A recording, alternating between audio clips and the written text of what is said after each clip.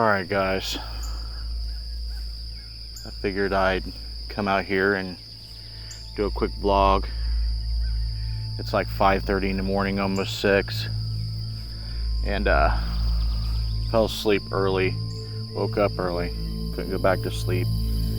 So here I am admiring the full moon on summer solstice 2016. Might be able to see a little white dot back there in the background. And we got some nice colors for the sunrise over here. Want to let you guys know that my paranormal research group is going through some changes concerning personnel. Losing a few people, recruiting a few new people, and you know, the changes are definitely going to cause some setback as far as training and logistics, but I'm still going to continue to do the research. We're planning things for the rest of the summer. Probably not going to be doing any more public events this year, at least, if at all. But you know, hopefully, you know, things will still be productive.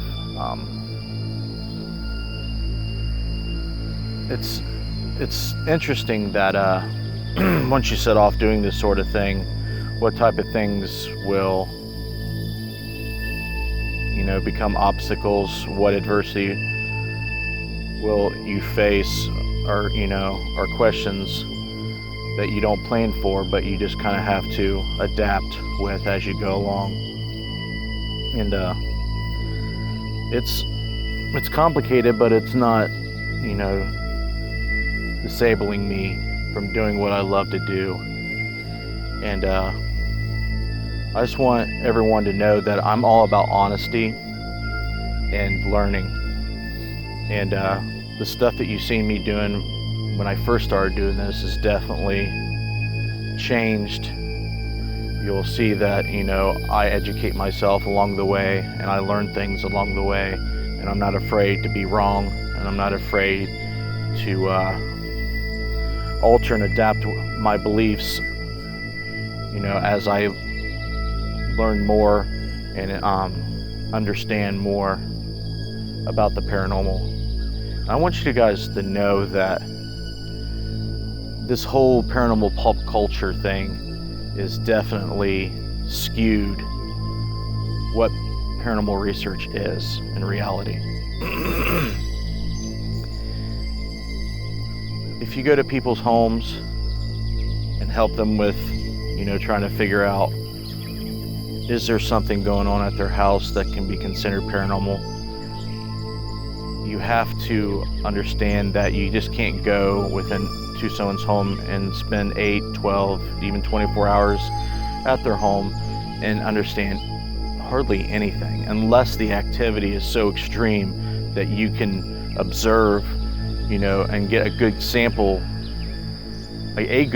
of what happens there, if it's, you know, something that's really extreme. And that is so rare that it's almost impossible to get a case like that. But if you do, count your lucky stars. You might want to start playing a lotto. But at any rate, you have to spend just so much time doing it that it becomes not a plausible thing to go to someone's home and try to help them out or reach any conclusions in that short amount of time that you spend at their place. You really can't. And we all know that. And you know, you need to be honest with yourself when trying to help people. And that goes for the same when you go to haunted locations that charge you, investigate urban legends. It's rare that places will yield anything conclusive or good enough for you to be sure if there's something going on. You know, tools that TV shows has got us using, like spirit boxes and EF meters and things like that, they really, you know, don't give you a clear understanding as far as how they're used, especially spirit boxes. I mean, I've learned that listening to a radio broadcast snippets of radio stations in a loop is horrible. It's a horrible way to try to communicate spirits. And my opinion about how spirits can communicate with you is on such a different level, and you need to really take a step back and look at how you can do it. Now, can spirits communicate with you with a radio? Yes.